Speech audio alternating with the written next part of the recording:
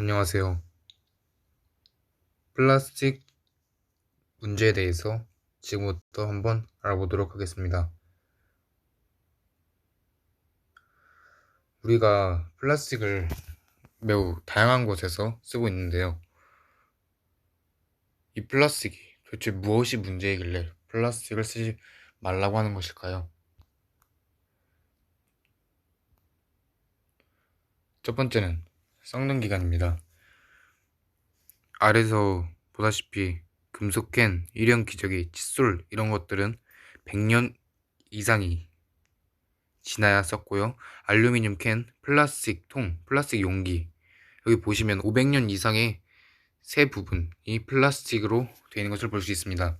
플라스틱은 만들어진 지 얼마 되지 않았기에 500년이라고 이렇게 확정 이렇게 해서 말할 수는 없겠지만 이 정도로 사람들은 추측하고 있습니다. 500년이라고만 해도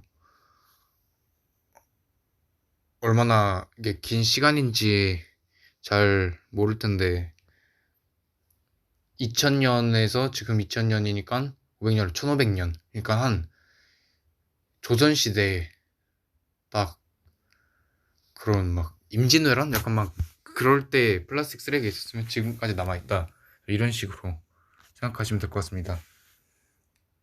정말 충격적이고요.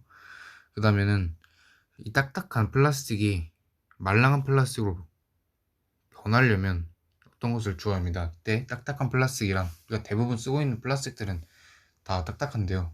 이렇게 뭐 장난감이나 어떤 몸 청소기 몸체 뭐 그런 것들 다 딱딱하잖아요. 근데 이게 말랑한 이게 페트병 페트병의 몸통 뭐 이렇게 말랑하게 변하려면 프탈레이트 가소제라는 것이 필요합니다. 이 프탈레이트 가소제라는 것은 처음 들어보시는 분들이 있으실 것 같은데 이렇게 지우개를 잘 보면 여기 경고 입에 넣으면 프탈레이트계 가소제 강출될 수 있으니 입에 넣지 말 것 이런 것처럼 지우개에도 말랑하게 만들기 위해서 프탈레이트 가소제를 넣는데요. 이 프탈레이트 가소제가 얼마나 나쁘냐? 네, 환경 호르몬의 주범이 되는 매우 좋지 않은 그런 성분입니다. 그리고요, 플라스틱을 소각하게 되면, 그러니까 즉 불에 태우게 되면 다이옥신이라는 성분이 나오게 되는데요. 다이옥신이 뭐냐? 인간이 만든 최악의 독성 물질. 이 다이옥신의 독성은 청산가리의 1000배라고 써져 있는데 청산가리는 조금만 먹어도 사람이 죽잖아요. 영화나 그런 책 그런 곳에서. 근데 그것의 1000배 1g으로 2만 명을 죽일 수 있을 정도의 독성 물질입니다. 우리가 플라스틱을 소각할 때 이런 다이옥신이나 유해 물질이 나옵니다. 중금속이나 그런 유해 물질이 나오는데 소각하는 과정에서 그래서 소각 처리 시설에서 다 나오는 것을 배출되는 것을 다 막아주긴 하는데 이 소각할 때 이 다이옥신 나온다는 것만 해도 정말 무섭다는 것을 알 수 있습니다. 미세 플라스틱입니다. 이 손에 보이는 것은 미세 플라스틱이긴 한데 좀 큰 미세 플라스틱인 것 같네요. 고등어, 화장품 이것의 공통점은 무엇일까요? 네, 다 미세 플라스틱이 들어있다는 것입니다. 이것은 뭐 화장품이나 그런 저희가 쓰는 그런 용품들에 대한 편인데요. 뭐 클렌징에는 뭐 폴리에틸렌, 뭐 이티사의 클렌징에는 뭐 폴리에틸렌, 여기 뭐 B사의 뭐 네일 폴리시, 뭐 폴리에틸렌 뭐 이런 것도 있는데 폴리에틸렌 여기 뭐 아크릴레이트, 코폴 뭐 이런 것들이 다 뭐 플라스틱에서 나오는 그런 것들이죠. 저희 옷에서도 뭐 폴리 에스테르 이런 것도 다 석유로 만들어진 지금 뭐 플라스틱과 비슷한 그런 물질인데요. 이것만 봐도 좋지 않다는 걸 알 수 있죠.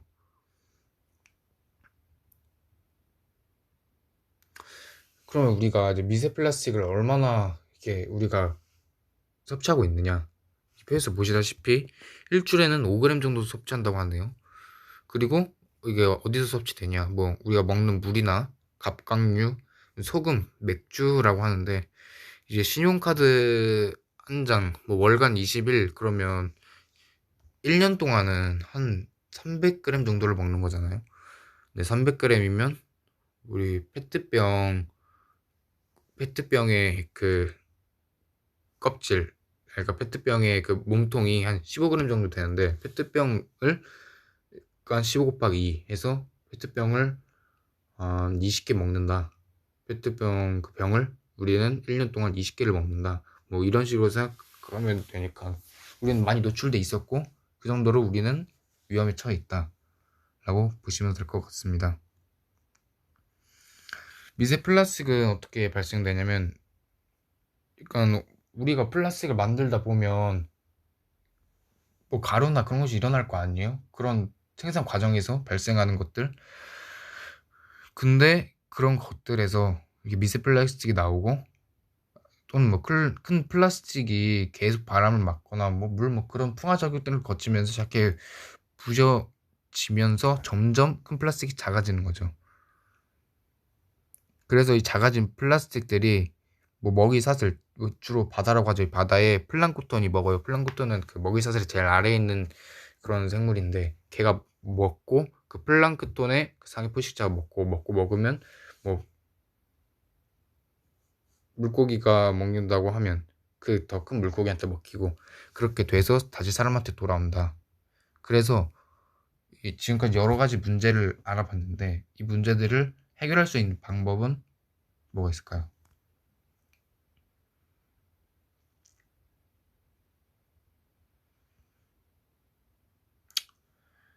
개인이 할 수 있는 일 먼저 하겠습니다. 재활용할 수 있는 것과 재활용하지 못하는 것을 우리는 구분할 수 있어야 합니다. 이런 뽀로로 장난감 이런 것이 재활용이 되지 않는 플라스틱들에 포함되는데요. 왜냐하면 이것들은 보시다시피 이렇게 색깔이 막 알록달록한 거 볼 수 있는데 이런 것들은 아무리 플라스틱 그 재활용하면 넣는다 해도 이렇게 색이 알록달록한 것은 재활용하지 못합니다. 노와 예스 우리가 해야 될 것과 하지 말아야 될 것을 했는데요. 비닐봉지는 노, 일회용 용기 쓰는 것도 노, 새로운 신상품을 사는 것도 노, 나쁜 기업을 노, 그리고 뭐 장바구니 사용하는 것은 예스, 개인 용기 사용, 중고 물품 사는 것, 친환경 기업의 제품을 구매하는 것은 예스입니다. 여기에 나쁜 기업과 친환경 기업이라 나와 있는데 친환경 기업의 예를 들자면 이렇게 소주 뭐 처음처럼 뭐 아시다시피 원래 그거잖아요. 초록색. 근데 이게 투명하게 해가지고 재활용이 되게 또 뭐 생수 뭐 껍질 그 뭐지 그 라벨이 있는데 그게 없고 그 페트병에 다 이게 다 그 볼록볼록하게 그 무늬를 넣은 그런 병으로 뭐 이런 게 착한 기업이고 나쁜 기업은 뭐 플라스틱 그런 제조 과정에서 나쁜 것들을 뭐 배출하거나 뭐 그런 것들을 뭐 예로 들 수 있겠죠. 그리고 국가가 할 수 있는 일이 있습니다. 플라스틱을 많이 사용하면 할수록 세금을 부여하는 그런 플라스틱세를 도입하고 플라스틱 인지 교육, 개인이 할 수 있는 노력들 중에서 재활용이 할 수 있는 것과 재활용하지 못하는 것을 구분해야 된다고 했습니다. 이런 등의 인식 교육을 실시해야 될 것이고요. 그리고 친환경 기업 이런 친환경 기업에게 혜택을 주어야 합니다. 것인데요. 이때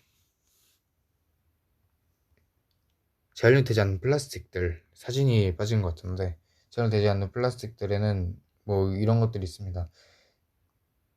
투명한 것은 괜찮은데 색이 있어요. 뭐 초록색이든 빨간색이든 그런 색이 있으면 재활용이 되지 않습니다. 뭐 맥주병 그런 것을 예를 들 수 있고요. 그리고 우리가 요구르트 같은 거는 이렇게 딱 뜯으면 약간 뭔가 남아있잖아요. 그 입 닿는 부분에 그런 것도 있으면 안 되고요.